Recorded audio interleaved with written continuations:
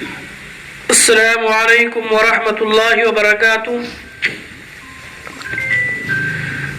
الحمد للہ رب العالمین والعاقبۃ للمتقین والصلاة والسلام علی سید الانبیاء والمرسلین. اما بعد. قلم جب بھی اٹھایا ملک کو ذیشان لکھا ہے. قلم جب بھی اٹھایا ملک کو ذیشان لکھا ہے. ستم سہ کر بھی ہم نے پیار ہی کا نام لکھا ہے.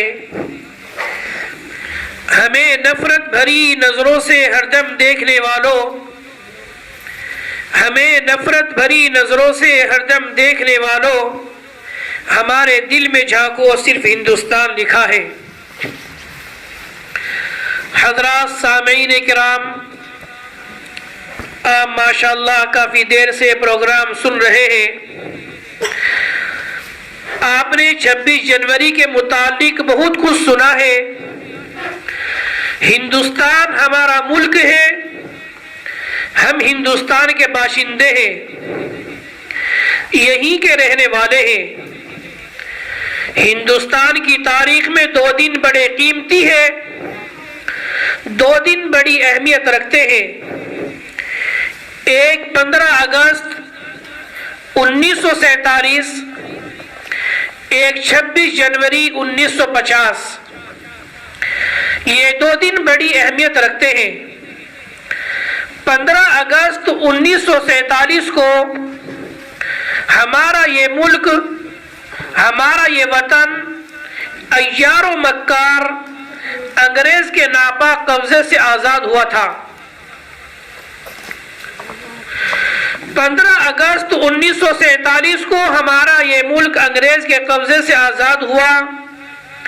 پھر اس کے بعد ڈاکٹر امبیڈکر کی سرپرستی میں ایک کمیٹی تحریر کی گئی، جس کے اندر ہندوستان کے لیے کچھ قانون مرتب کیے گئے، اور 26 جنوری سن 1949 میں وہ قانون تیار کیا گیا.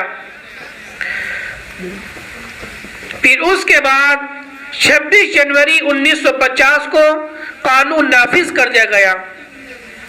یہ ایک مختصر سی تاریخ ہے جو ہر آدمی کو معلوم ہونی چاہیے. یعنی کہ 15 اگست 1947 کو اور ایک 26 جنوری 1950 کو. یہ ایک مختصر سی تاریخ ہے. آج کالجوں میں، اداروں میں، مراکز میں، مدارس میں، مکاتب میں اور اس ملک کے کونے کونے اور چپے چپے پر آج جشن آزادی منایا جا رہا ہے. ہم سب کے لیے ایک بہت بڑی خوشی کی بات ہے کہ پروردگار عالم نے یہ خوشی کا موقع ہم کو مرحمت فرمایا. ہم ہندوستان کے باشندے ہیں، ہندوستان ہمارا وطن ہے، اور وطن سے محبت ایک انسان کے لیے لازمی چیز ہے. جس وقت آقا مدنی محمد عربی صلی اللہ علیہ وسلم کو کفار و مشرکین نے مکہ المکرمہ چھوڑنے پر مجبور کر دیا، اور لوگوں نے آپ کو اور آپ کے ماننے والوں کو اتنی تکلیف پہنچائی کہ وہ برداشت سے باہر تھی، تو اللہ سبحانہ و تعالیٰ کی جانب سے آقا مدنی محمد عربی صلی اللہ علیہ وسلم کو ہجرت کا حکم دے دیا گیا کہ آپ مکہ المکرمہ کو چھوڑ دے، مدینہ المنورہ کی جانب آپ ہجرت کر جائیں. چنانچہ آپ مکہ المکرمہ سے روانہ ہوتے ہیں. جب اس راستے پر آپ پہنچتے ہیں کہ جو راستہ مدینے کی طرف بھی جا رہا ہے، مکہ المکرمہ کی طرف بھی جا رہا ہے، آپ راستے پر کھڑے ہو گئے. آپ کی آنکھوں میں آنسو ہے، اور آپ نے اس وقت یہ بات ارشاد فرمائی کہ اے مکہ تو مجھے بہت عزیز ہے، اے مکہ تو مجھے بہت عزیز ہے، تو مجھے بہت پیارا ہے. خدا کی قسم اگر اگر تیرے رہنے والے مجھے ملک سے باہر نہ نکالتے، اس شہر سے باہر نہ نکالتے، تو میں کسی بھی صورت میں تجھے چھوڑ کر نہ جاتا۔ وطن سے محبت تھی، یہ جائے پیدائش سے تعلق تھا، اسی تعلق کو سامنے رکھ کر ہم ہندوستان کے باشندے ہیں، ہندوستان میں ہماری پیدائش ہوئی ہے، ہمیں اپنے ملک سے انتہائی محبت ہے، اور محبت کیوں نہ ہو، پوری دنیا کے اندر جتنے بھی ممالک ہیں، جتنے بھی ملک ہیں، اللہ نے ہندوستان کو وہ شرف عطا فرمایا ہے کہ وہ شرف عرب کو حاصل نہیں ہے، وہ شرف دوسرے ملکوں کو حاصل نہیں ہے۔ وہ شرف کیا ہے؟ جس وقت حضرت آدم علیہ السلام کو اللہ سبحانہ و تعالی نے جنت سے نیچے اتارا ہے، اس زمین پر اتارا ہے، وہ حضرت آدم علیہ السلام سب سے پہلے ہندوستان کے اندر اترے ہیں۔ یہ شرف عرب کو حاصل نہیں ہے، ایران کو حاصل نہیں ہے، عراق کو حاصل نہیں ہے، چین کو حاصل نہیں ہے، روس کو حاصل نہیں ہے، امریکہ کو حاصل نہیں ہے، فرانس کو حاصل نہیں، جاپان کو، کسی دوسرے ملک کو یہ اعزاز حاصل نہیں ہے۔ سب سے پہلے وحی کا نزول ہوا اس ملک کے اندر ہوا۔ میرے بھائیوں، آج ملک میں ہر طرف نفرت کا ماحول ہے، نا امیدی اور خوف بڑھتا جا رہا ہے، گنگا جمنی تہذیب دن پر دن ختم ہوتی جا رہی ہے، اور نوبت یہاں تک پہنچ گئی کہ وہی ہندوستانی جو ایک دوسرے کی خوشی اور غمی میں مکمل طور پر شریک تھے، آج ایک دوسرے کو دیکھ کر جلتے ہیں۔ وہی ہندوستانی جنہوں نے انگریزوں کو پست کرنے کے لیے کندھے سے کندھا ملا کر لڑائیاں لڑی ہے، آج انہی ہندوستانیوں کو مذہب کے نام ورغلا کر ناپاک سازشیں رچی جا رہی ہیں۔ میں اسلام اور مسلمانوں کی ترجمانی کرتے ہوئے پوری ذمہ داری کے ساتھ اس منچ سے دہشت گردی کی بڑی لفظوں میں مذمت کرتا ہوں، مخالفت کرتا ہوں، نندا کرتا ہوں۔ جہاں دہشت گردی ہے وہاں اسلام نہیں ہو سکتا، اور جہاں اسلام ہے وہاں دہشت گردی نہیں ہو سکتی۔ اسلام تو امن و شانتی کا پیغام دینے والا مذہب ہے۔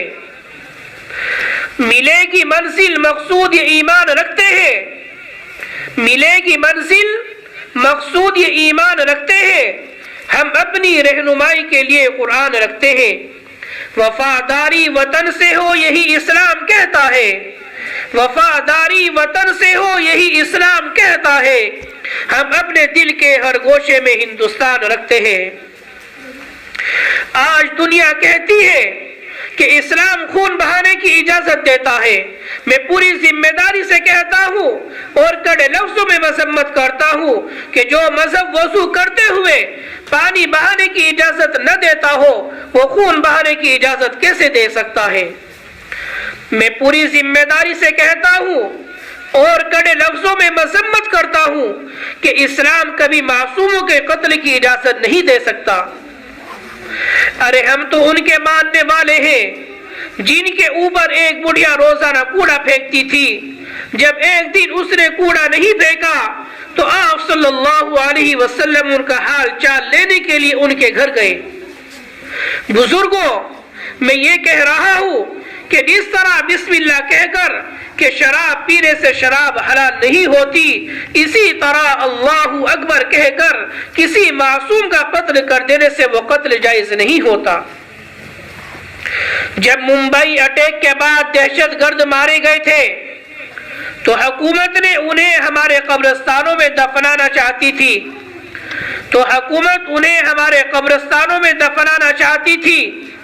اس وقت ممبئی کے تمام مسلمان پوری طاقت کے ساتھ منع کرتے ہیں اور لکھت روپ میں لے کر حکومت کے پاس جاتے ہیں اور کہتے ہیں کہ ہم اپنے قبرستانوں میں دہشت گردوں کو دفنانے کی اجازت ہرگز نہیں دیں گے۔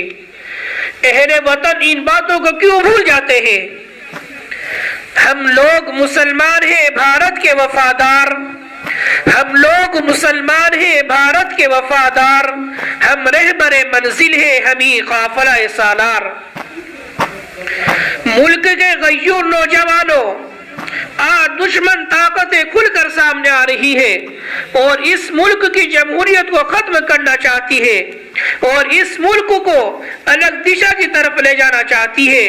آئے دن ہجومی تشدد میں دلت اور مسلمانوں کا قتل کیا جا رہا ہے، ہر روز مسلمانوں کا خون بہایا جا رہا ہے۔ اس لیے ہم کہتے ہیں ہمیں کیوں مارتے ہو، ہمارا خون سڑکوں پر کیوں بہا رہے ہو، ہمیں مت مارو، ہمارا خون سڑکوں پر مت بہاؤ، کبھی گائے کے نام پر، کبھی لو جہاد کے نام پر۔ یہ خون کسی کسان کی جان بچانے کے لیے کام آئے گا اور یہ خون پورے ہندوستان کی جان بچانے کے کام آئے گا۔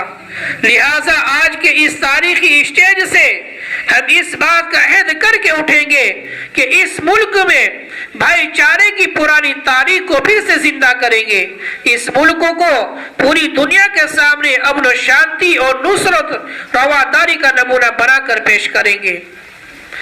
ہم ہیں ہندی، ہمیں اس بات سے انکار نہیں، ہم ہیں ہندی، ہمیں اس بات سے انکار نہیں، ہم وفادار ہیں، اس دیش کے غدار نہیں۔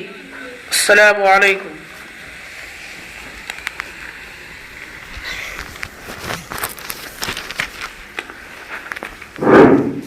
سمجھ میں آئی ہوئی تاریخ؟ بھائی